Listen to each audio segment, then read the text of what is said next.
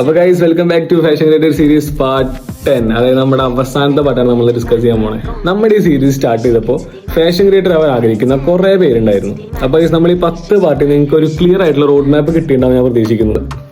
Photos തൊട്ട് reels വരെ, അതുപോലെ തന്നെ പേഴ്സണൽ ബ്രാൻഡിങ് തൊട്ട് ഗ്രോത്ത് വരെ നമ്മളെല്ലാം ഡിസ്കസ് ചെയ്തു.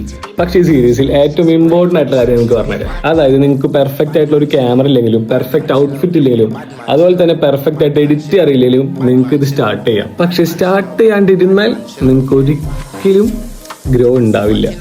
അതുപോലെ തന്നെ എല്ലാ ക്രിയേറ്റേഴ്സും ഒരു ബിഗിനർ ആയിരുന്നു. അവർക്ക് ഈ സീക്രട്ട് ആയിട്ടുള്ള ടാലന്റും കാര്യങ്ങളൊന്നുമില്ല. എന്തുണ്ട്? കൺസിസ്റ്റൻസി, അതാണ് മെയിൻ.